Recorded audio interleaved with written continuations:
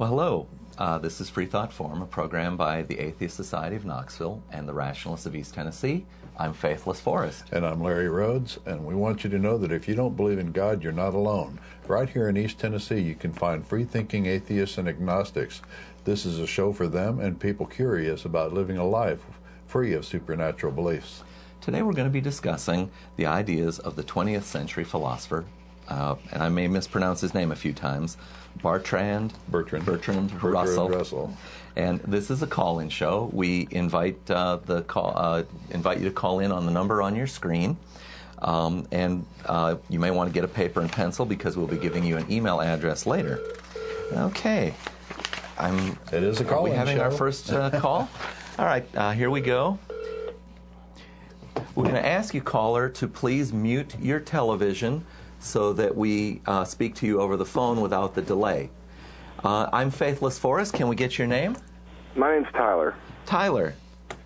Okay, Tyler, thank you for calling.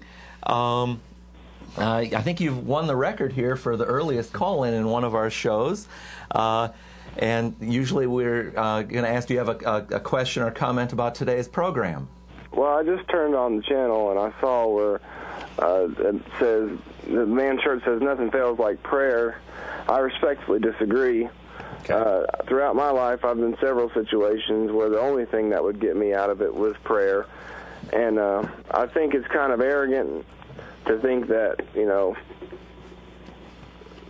science itself is responsible for our universe, because nothing can just be. Nothing can just happen by chance. Well, let's get intelligent creation is what makes the universe go round. Let's get back to prayer and arrogance. Tyler, let Larry talk to you for a moment. We'd like a dialogue here, please. We don't have a hold button, by the way, that if we can't have a dialogue, we just have to hang up. Okay. Well, can I finish what I was saying first? Well, if you... Please try and hold it to about 10 more seconds. Okay. Okay, 10 seconds. Ready? Yeah. Go. Okay. If the universe was created by chance, and our solar system was created by chance, then the law of centrifugal force states that all the planets would be spinning in the same direction, correct? No. No, because if it was chance, you could have a random distribution. Not only that, but let's get back to your arrogant comment. I mean, you called in and called us arrogant. What's more arrogant? Us thinking that nothing fails like prayer and that everything exists naturally, or you thinking that the creator of the universe listens to your whims and will act upon them? That's pretty arrogant. No, I don't think it's arrogant at all that the creator of the universe... I know you wouldn't think so, but I think it's pretty arrogant. But anyway, do you want to talk about the universe? Everyone, you think that everything just happened by chance, and that is mathematically impossible, first off. Well, but Tyler, if everything is happening by chance, there's still things happening. It's just that perhaps you can't say that they were guided. So I think you called in because you were provoked by my T-shirt, Nothing Fails Like Prayer. I've been wearing this for a while, and you know that I think it was May 6th this year, was the National Day of Prayer. Were you aware of the National Day of Prayer? Actually, I wasn't. Okay, well, somewhere in, I think, the 50s, Congress said that the president shall declare a National Day of Prayer, and somewhere in the 90s, I think, the wife of Dodson is her name, one of the Christian organizations, got appointed like the coordinator of the National Day of Prayer. Do you think the world got improved on May 6th this year because of all that praying that our government coordinated? Now, I think you're taking me the wrong way. Our government has no place in deciding who prays, when, and how, and there should definitely not be a day for prayer. I think we agree with you. We're in agreement with you on that. Each individual has their own spiritual rights. Mm-hmm. Now, I'm not saying Christianity is the correct way. I'm not saying the Muslim is the correct way. What I am saying is that there has to be an intelligent creator of the universe. The universe cannot just happen. The universe did not just happen because the law of physics and the law of mathematics states that it is an impossibility. Well, speaking of physics and mathematics, didn't Stephen Hawking just get through saying that that it just did happen, and I think he knows more about it than you do. Well, Einstein also said that the theory of relativity was E equals mc squared. What about it? The matter is, it's E equals mv squared, because the speed of light is not a constant. It is a variable. So even Einstein can be incorrect. No. We just stood for the speed of light. But wait a minute, Tyler. The way that works is that this pen that I have here, it has a certain amount of mass. It's not moving right now, but its mass actually does correspond to an amount of energy, which is equal to its mass times the speed of light squared. So that the constant speed of light, E equals mc squared. That is energy equals that is mass correct. Times the constant speed of light. That is correct. Einstein's and if theory was incorrect, and Hawking actually disproved this theory by saying that the speed of light is variable, considering gravity wells and the mass of stars and other different things. Because it actually bends light. Do you understand what I'm saying? Yes. Everything in this bending light doesn't works, change. It does. No, it doesn't bend light. It bends space. Space travels through light. Yeah. It's a subtle thing. Light travels through space, but it is space that is bent. Yeah. And at the point of the light passing through it, it sees the space around it as being straight. Yeah. Well, listen, gentlemen, I completely agree with the fact that there should be no state-sponsored prayer. There should be, every man is a free thinker. I understand that.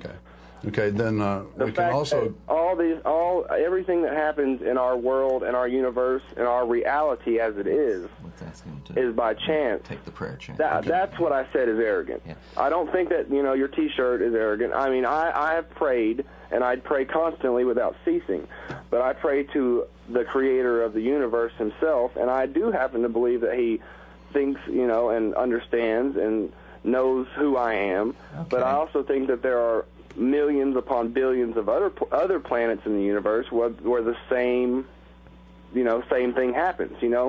Just because I'm not saying that I'm a Christian and Christ is everything, but I am saying that there are other planets out there with species quite like ours, and there is an intelligent design. Okay. Well, Tyler, we would like to move on a little bit. I would like to ask you, though, to consider this prayer.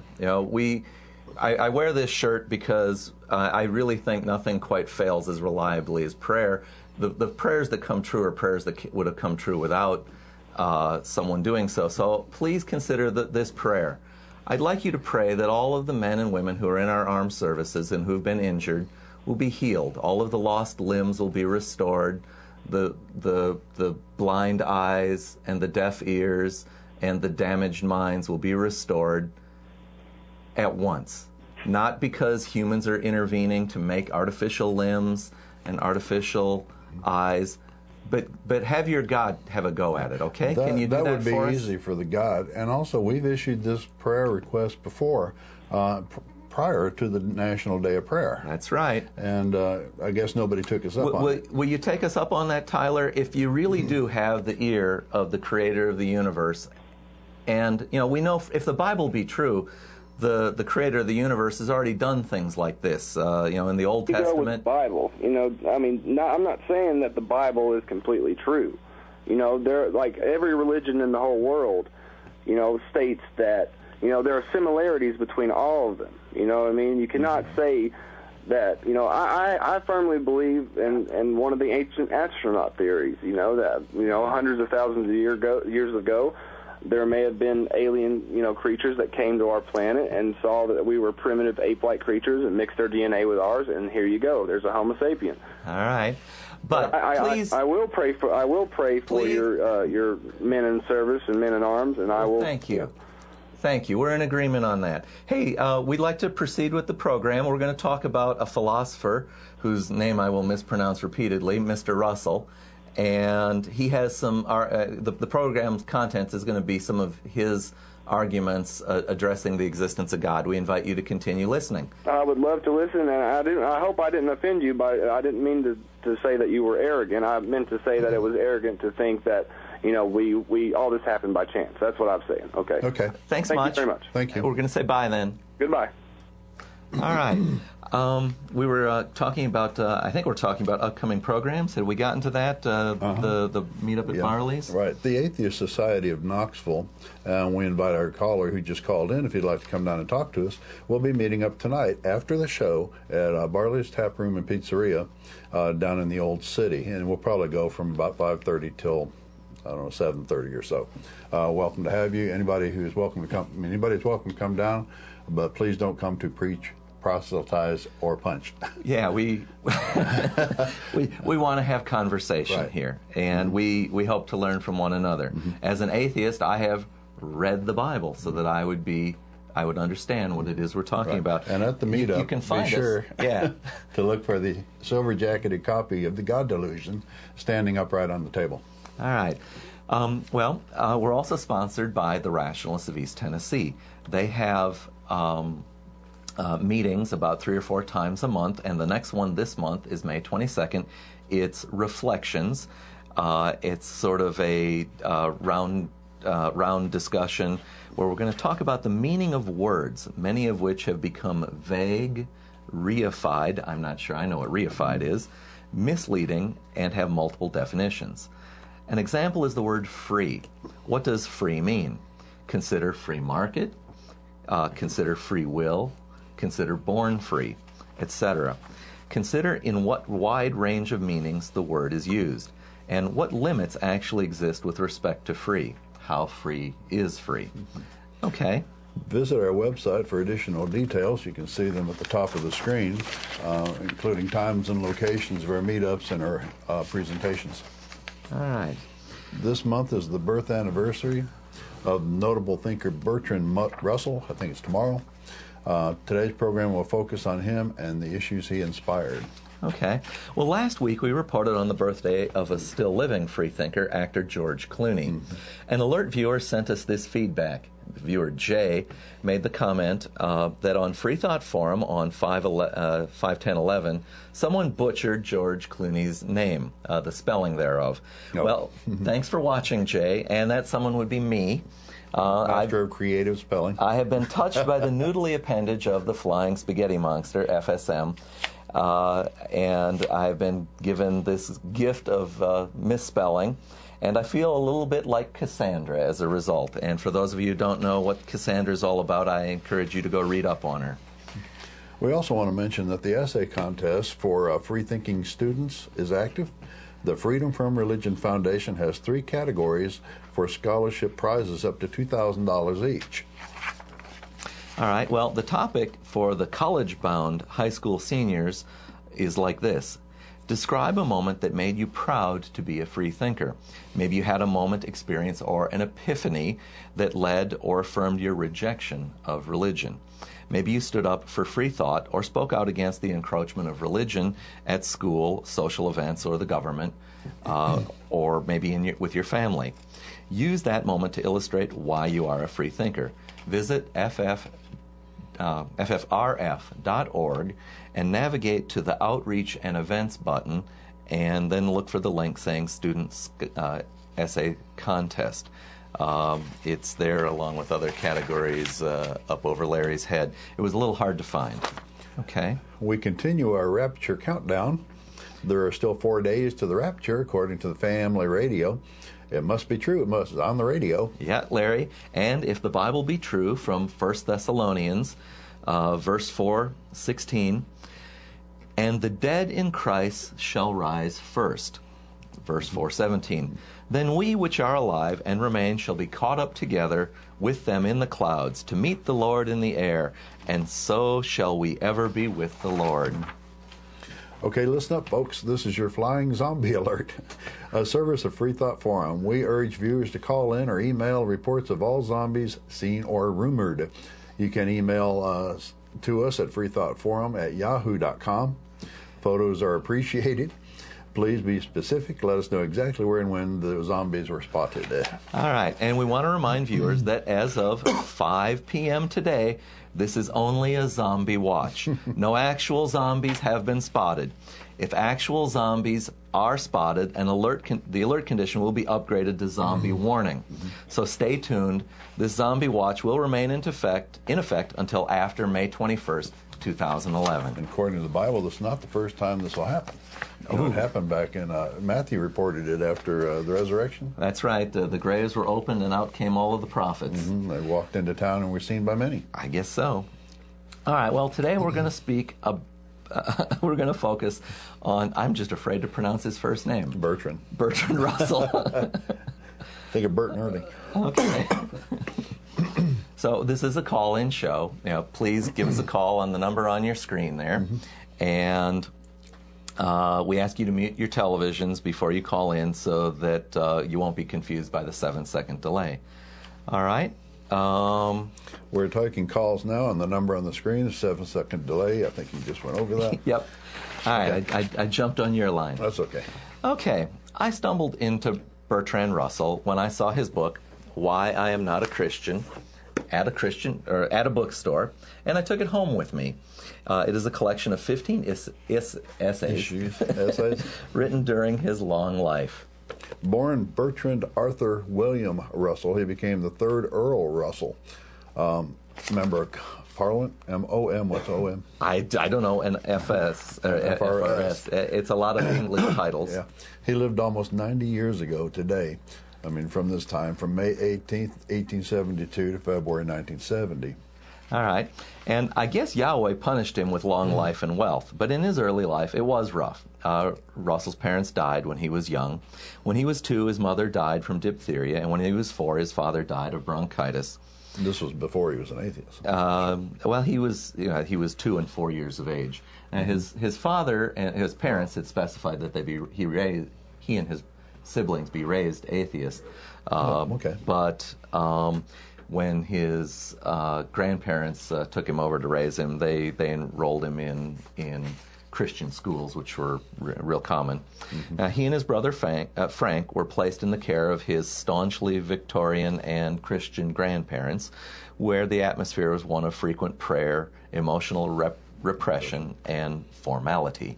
Frank reacted to this with open rebellion, but young Bertrand learned to hide his feelings. Okay. Russell claimed that beginning at age 15, he spent considerable time thinking about the validity of Christian religious dogma, and by 18 he had decided to discard the last of it.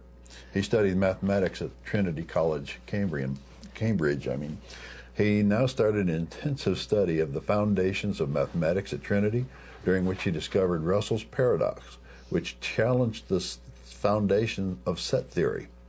In 1903, he published his first important book on mathematical logic, The Principles of Mathematics, showing that mathematics could be deduced from a very small number of principles and contributing significantly to the cause of logicism. I would say logicism. Okay, well, during the First World War, Russell was one of a very small number of intellectuals engaged in pacifistic activities. And in 1916, he was dismissed from Trinity College following his conviction under the Defense of the Realm Act.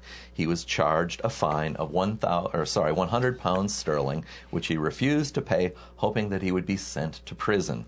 But they instead sold his books at auction to raise the money. The books were bought by friends, and he later treasured his copy of the King James Bible that was stamped confiscated by the Cambridge police. He was reinstated in 1919 and resigned in 1920. He was Tanner Lecturer. I'm not sure what a Tanner Lecturer is, in 1926, and he became a fellow of the Society again in 1944 to 1949.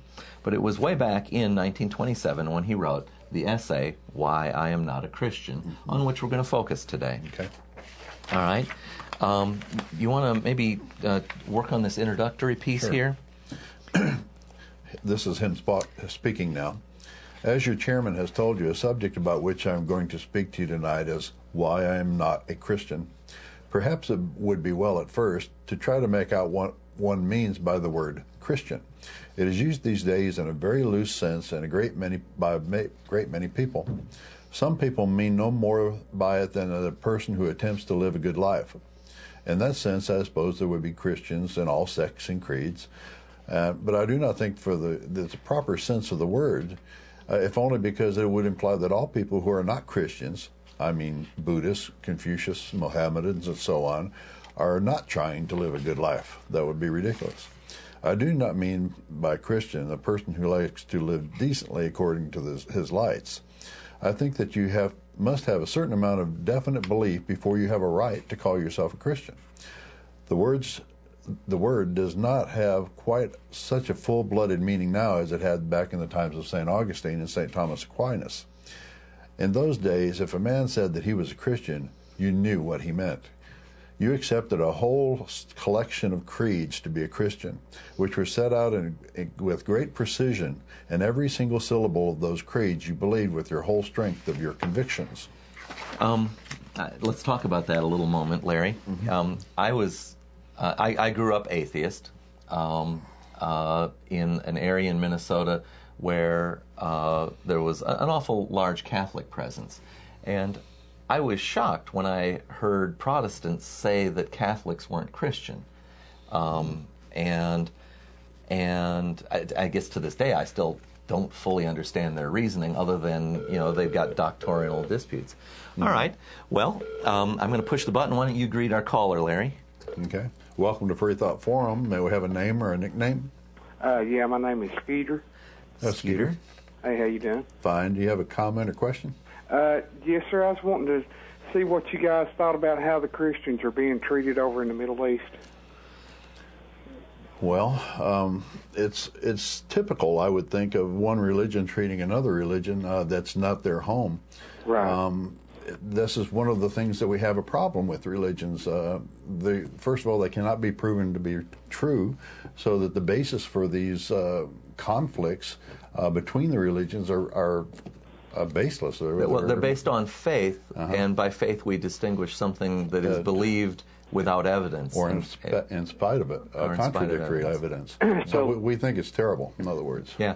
Go on, Skeeter.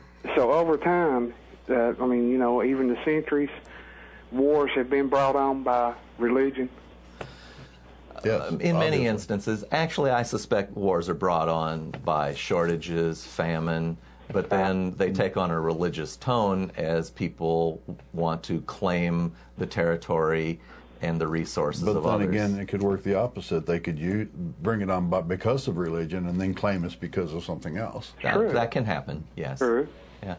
Tyler, I'd like to add a little nuance to what Larry said. I take it from your question you were talking about the fact that I think it was in Egypt there were some Christian churches being bombed recently. Yeah. And those things happen. We also want to know or should remark that, in past histories there have been conflicts the other way in which Christians were the aggressor. No one's hands are clean in any of this. Oh, no. Yeah. It's not like what's happening in Iraq right now.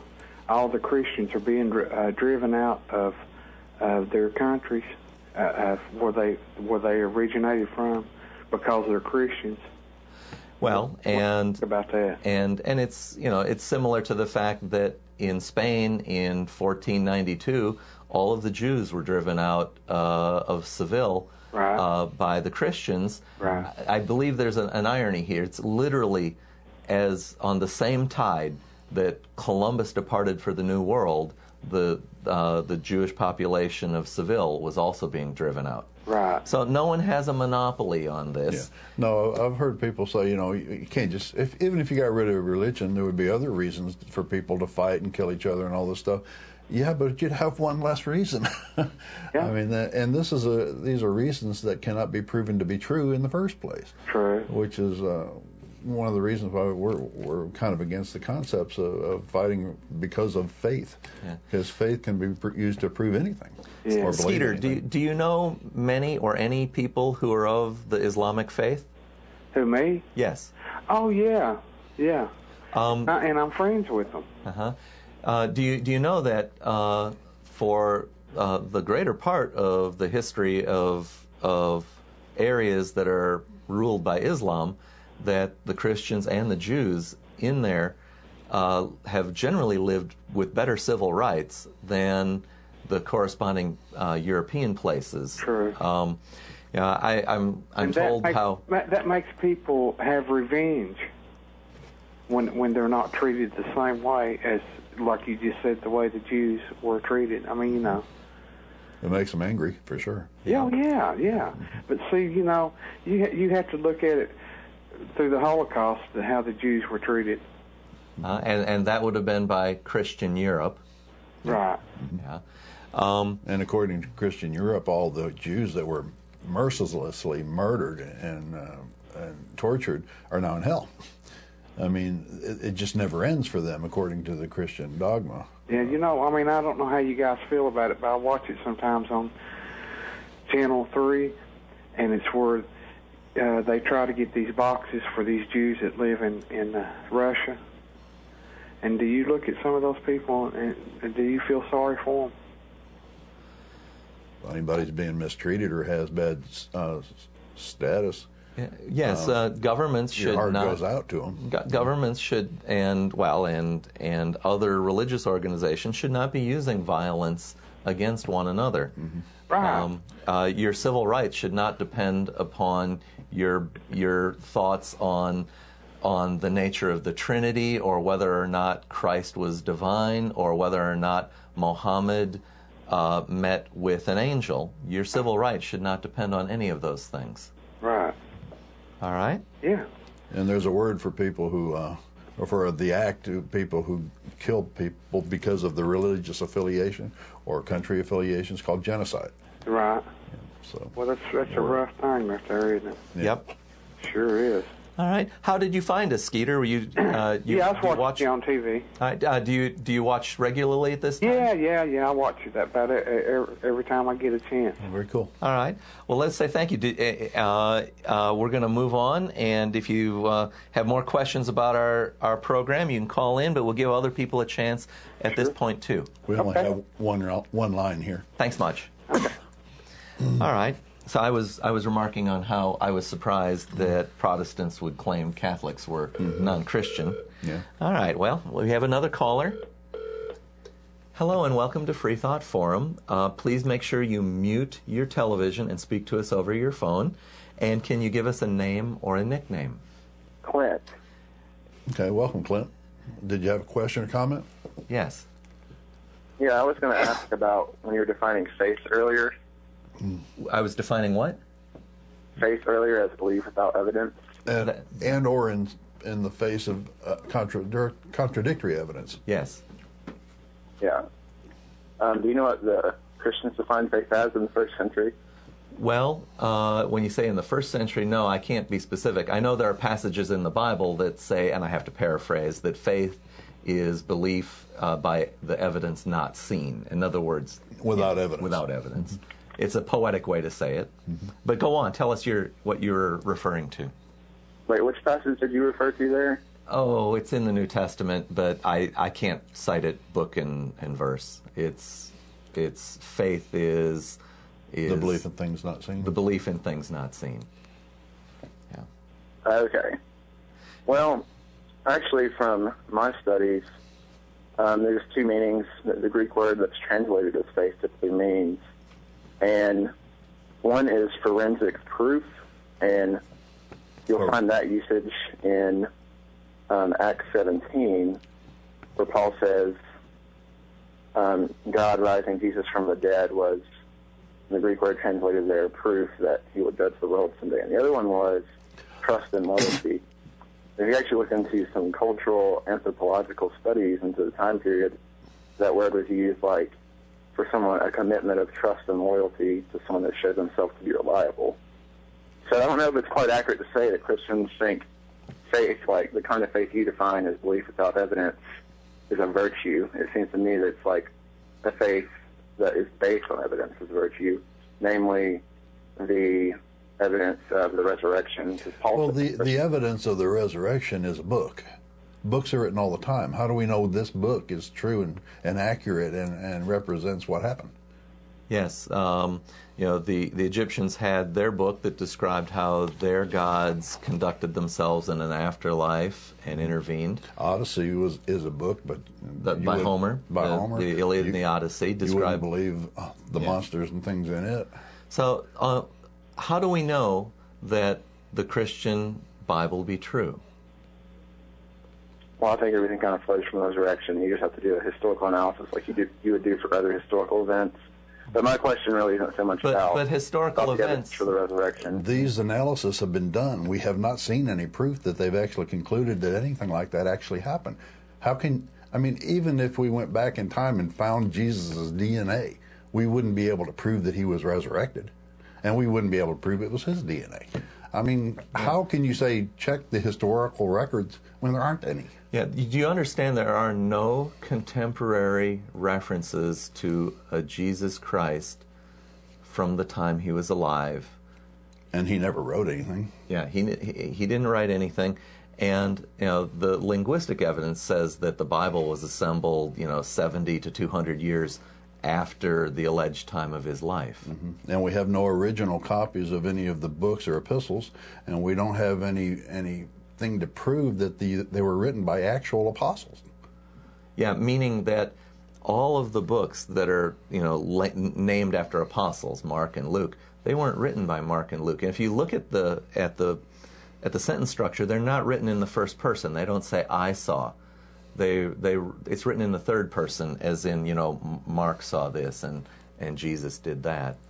So there are stories that are handed down, and even if somebody came in right now and said, a UFO landed out on the street and took my mother off into space, I wouldn't believe him. Even if it was my own brother who said that, I wouldn't believe him. That is just a fantastic story. But you've been raised all your life to understand that these fantastic stories, or believe that they were true. What we're asking you is what makes you think that the Bible itself is true? Yeah. Okay. Well, first of all, you just threw an elephant at me, so I can't answer all of those at once. Yeah, sorry. And of course, we should try and have a little dialogue back and forth. Pick one though, and we'll make some progress. Okay. Well, first of all, I disagree with a lot of those things in terms of the things about the historical matters, because the other things that are taken to be historical aren't so close as the things you name. And of course, I think some of them are within 30 years and that sort of thing. But my first thing is not even about the evidence for the resurrection. It's about, you can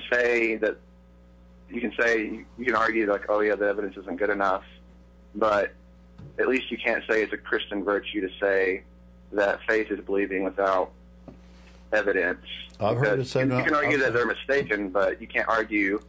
I've heard that. I heard it said based on the first century definition of faith. Yeah. Is the point I was trying to get across. Okay. Certainly. Of course, the evidence is free to be discussed, but the idea that it's a virtue, the faith is like a virtue where it's like believing without evidence. Okay, well, we invite other callers who are Christians who believe that faith is a virtue to call in and refute this man, because I've heard it many, many times from the lips of Christians themselves. Yeah. And I grew up Christian. I grew up in a Baptist church. I've heard it many times. Faith is a virtue. Well, but let's be fair to I'm talking about the definition of faith. If faith meant trust and loyalty, well, loyalty is certainly kind of a virtue in some situations. Right, but that's not the definition of religious faith that you would find. That's normal faith. Faith in you're a person that you know, a person that you love.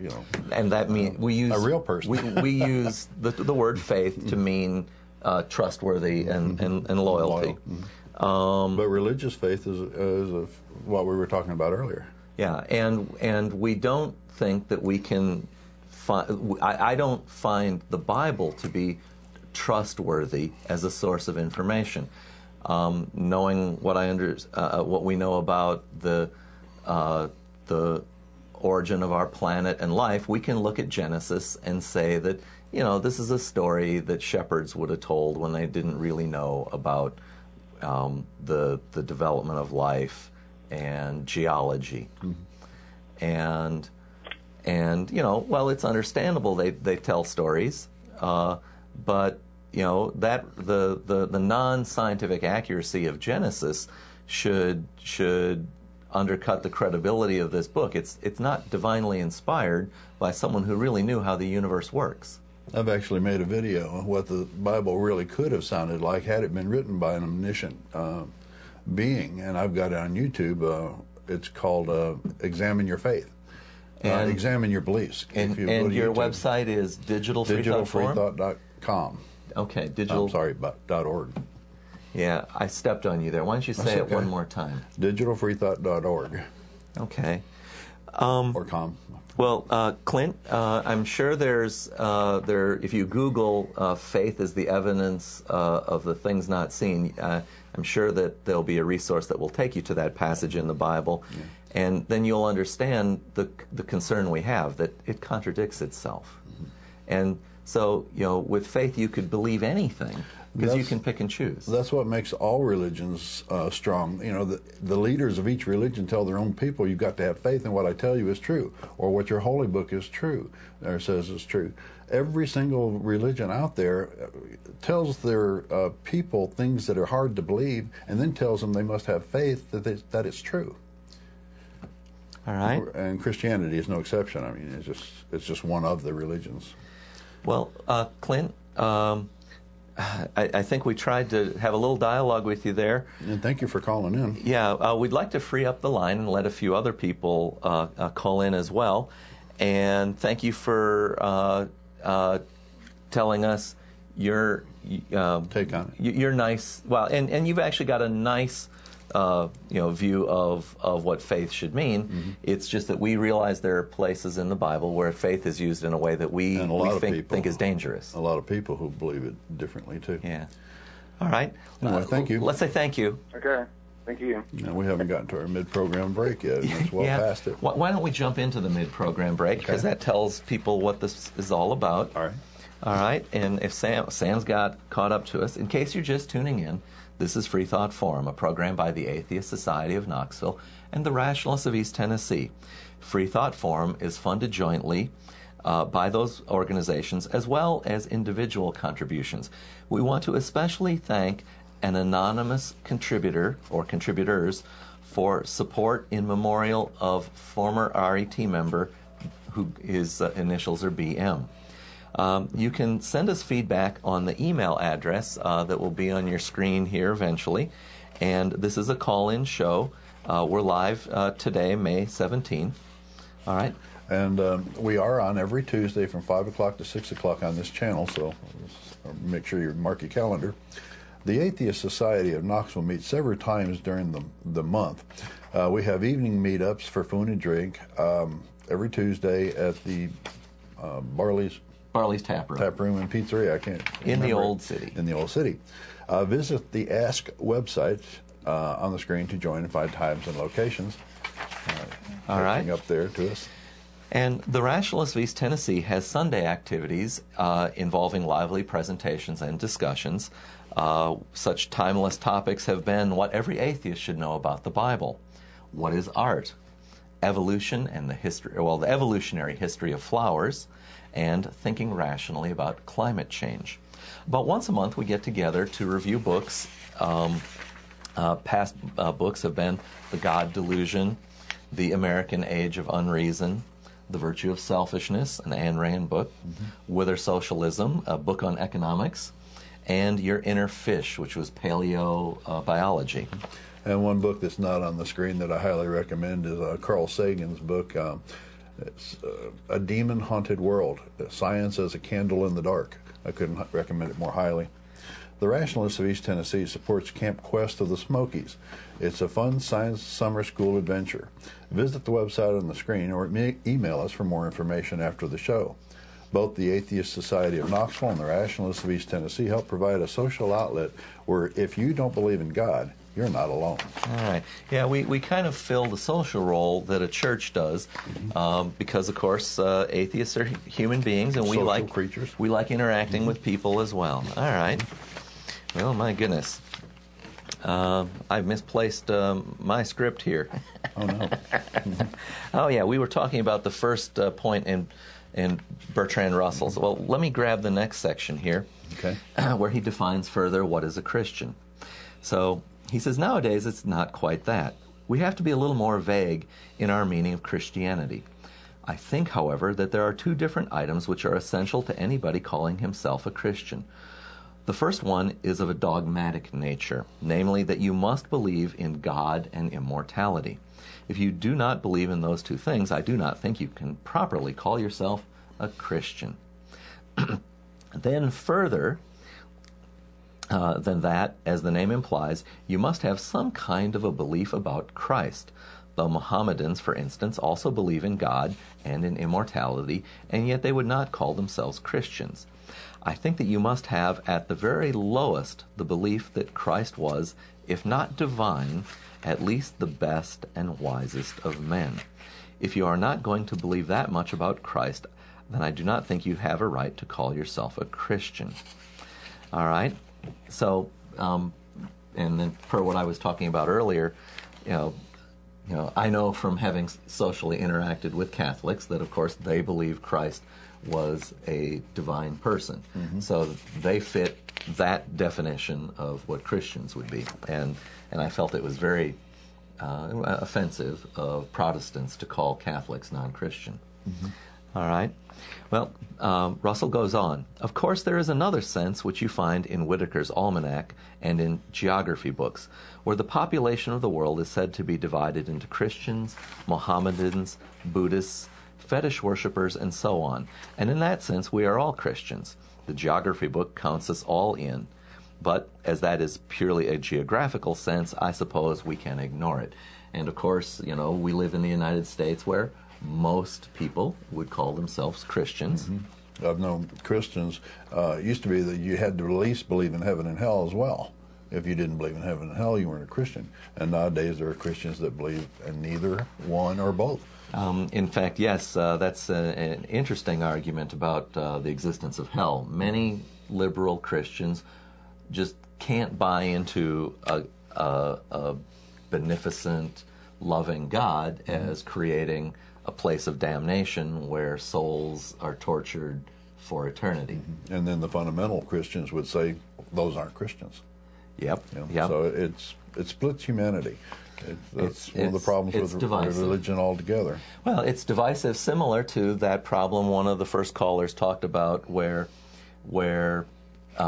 in Egypt the Christian churches are being bombed, ostensibly, I assume, by Mohammedans, followers of Islam, and yet both religions trace their history back to Abraham, and both would say that they are worshiping Abraham's God. All right. Which is the same as the Jewish God, too, by the way. Yes. All right. Well, therefore I take it that when I tell you that I am not a Christian, I have to tell you two different things. First, why I do not believe in God and in immortality, and secondly, why I do not think that Christ was the best and wisest of men, although I grant him a very high degree of moral goodness. All right? But for the successful effort of unbelievers in the past, I could not take so elastic a definition of Christ as that. As I said before, in olden times, it had a much more full-blooded sense. For instance, it included that he believed in hell. Belief in eternal hellfire was an essential item of Christian belief until pretty recent times. In this country, he was talking about the United Kingdom, of course. Right. As you know, we have to remember where we left off here.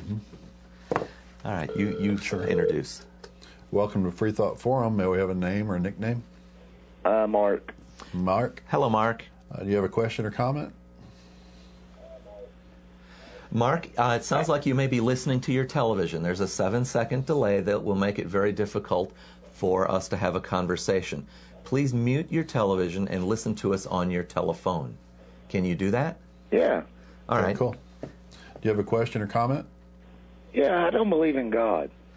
Okay. Okay. Have you heard about our organizations? Have you thought about maybe trying to make a meeting and get to know other people who believe it like you, like us?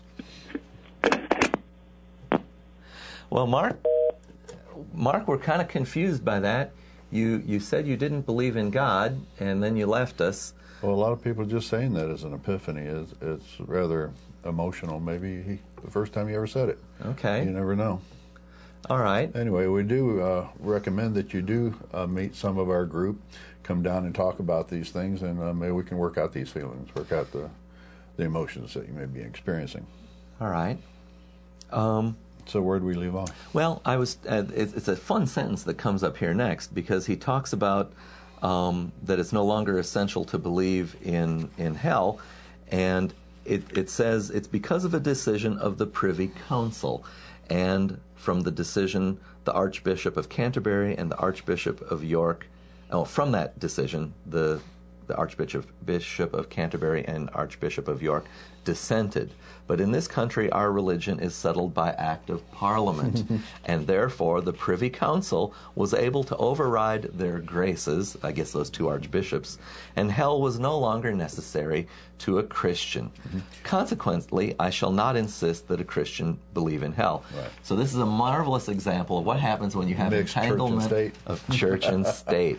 How would you like Congress telling you what you need to believe or what you have to believe and making up your church dogma for you? Yeah, or how would you like it if one of the Christian sects became the dominant one and said that, well, you know, we believe that May 21st is going to be the rapture, and you've all got to start preparing for it. Or what if they pass laws supporting that? You know, no credit cards will be taken, no check will be dated after the 21st, blah, blah, blah. All right. We've got a lot of topics here to cover in about the next 10 minutes. Did you have a favorite one? Well, I was going to talk about the character of Christ or we can jump problem. ahead to that. This one is Bertrand Russell talking about the defects in Christ's teaching. I know a lot of people don't want to hear that. There are some strange things if you take them seriously. And atheists do, and that's one of the reasons why we're atheists, is some of the things that he said don't make a lot of sense or are not very workable. This is Bertrand Russell talking. Having granted the excellence of the maxims of Christ, the things that he talks about, I've come to certain points which I do not believe one can grant either the superlative wisdom or the superlative goodness of Christ as depicted in the Gospels. And here I may say that one is not concerned with historical questions. Historically, it is quite doubtful whether Christ ever existed at all, or if he did, we do not know anything about him. So that I'm not concerned with the historical question, which is a very difficult one. I'm concerned with Christ as he appears in the gospel. Taking the gospel narrative as it stands, and there one does find some things that do not seem to be very wise. For one thing, he certainly thought that his second coming would occur in clouds of glory before the death of all the people who were living at that time. There are a great many texts to prove that. For instance, ye shall not have gone over the cities of Israel till the Son of Man be come. Then he says, there are some standing here who will not taste death till the Son of Man comes into his kingdom. And of course, Jesus is the Son of Man, if you're not familiar with that phrase. And we do know that he never became King of Israel. Nope. And there are a lot of places where it's quite clear that he believed that his second coming would happen during the lifetime of many of them still living. That was the belief of his earlier followers as well, and it was the basis of a good deal of his moral teachings. When he said, take no thought of tomorrow, and things of that sort, he was very largely because he thought the second coming would be very soon, and that all ordinary mundane affairs did not count. I have, as a matter of fact, known some Christians who did believe that the second coming was imminent. Several we've heard about in the news over the last few decades. It's all over the news. I knew a person who frightened his congregation terribly by telling them that the second coming was very imminent indeed, but that they were consoled when they found out that he was planting trees in his garden. Yes. The early Christians did really believe it, and they did abstain from such things as planting trees in their garden, because they did accept that Christ was the belief that the belief of the second coming was imminent.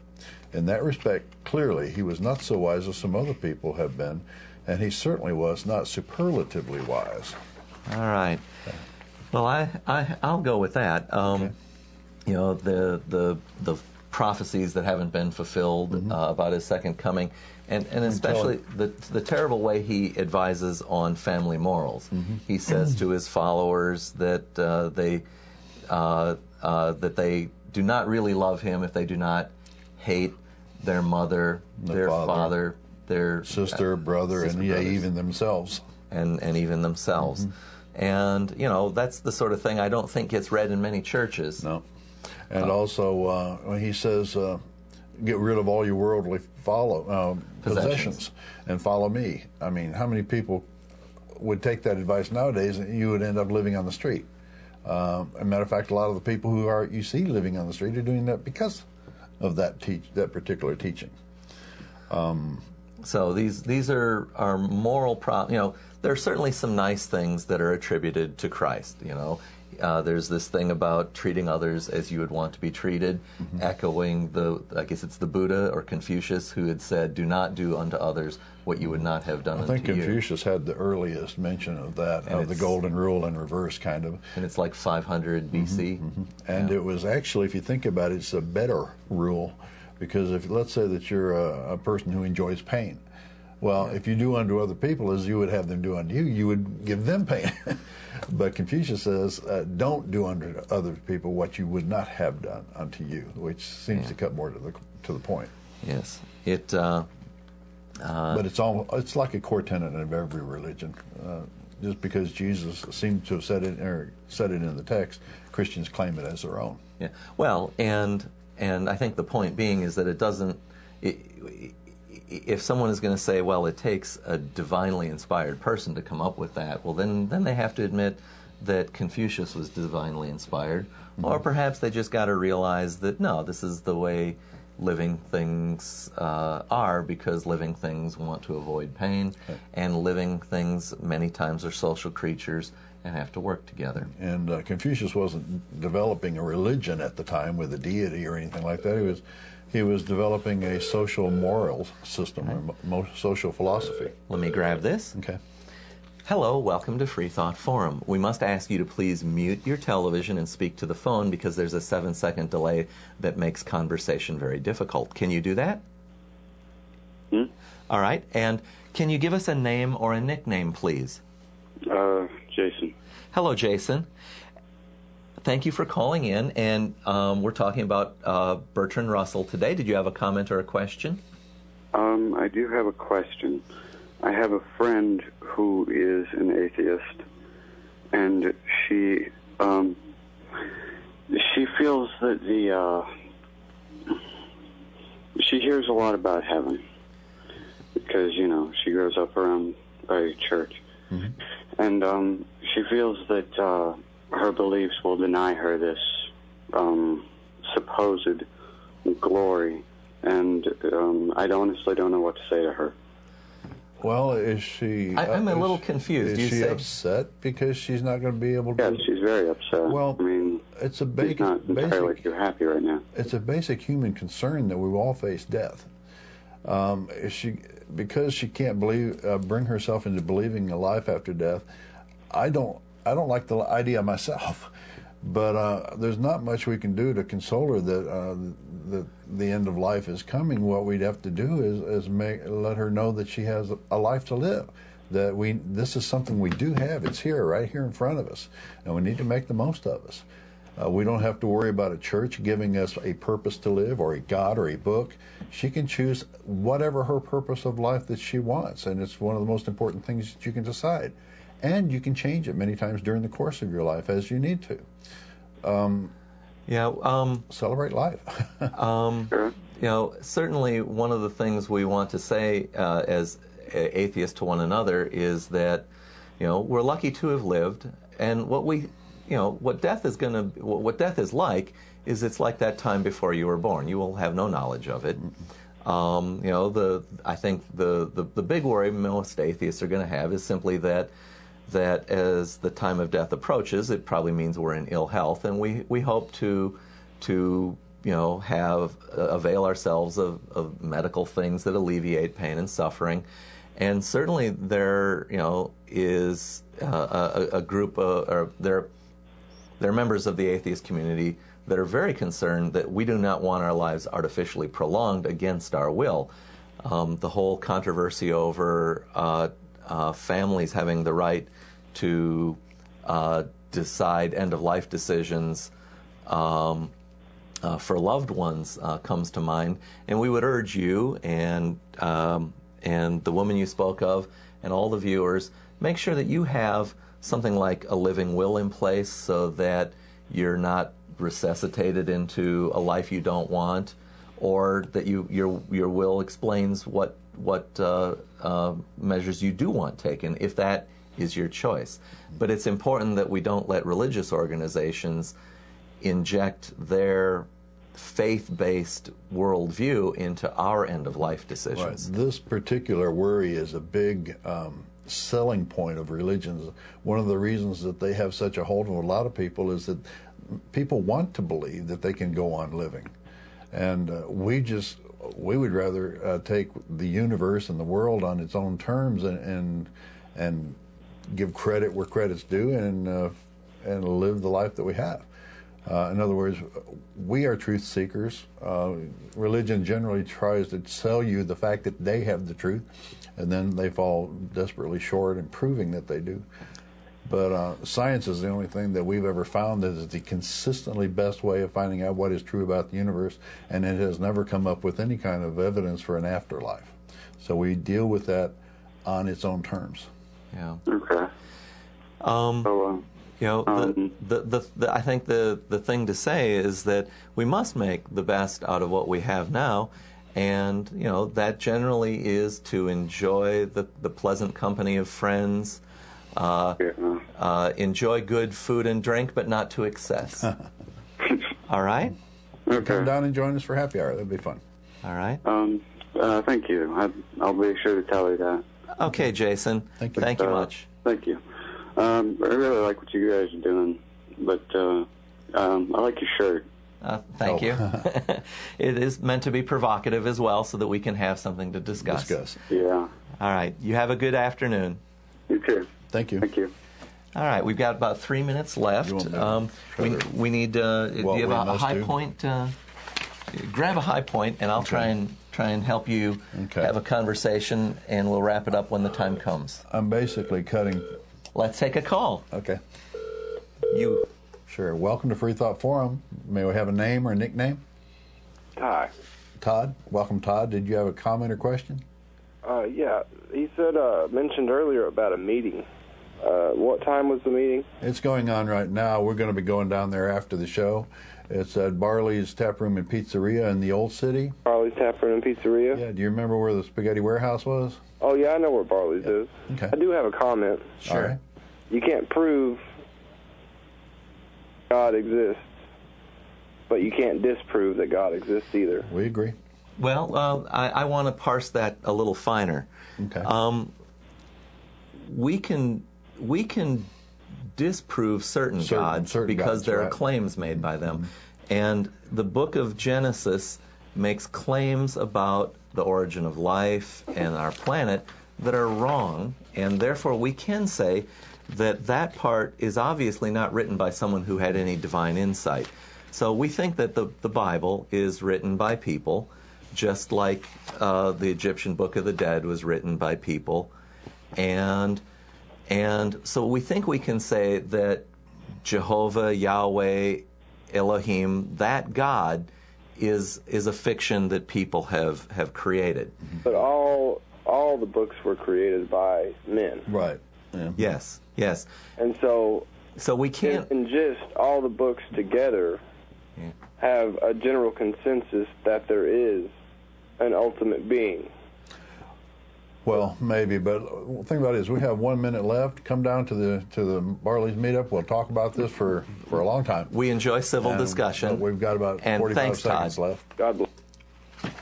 All right. Okay, it's time to start wrapping things up. You better start reading. Paper. I have to catch up. All right. Okay.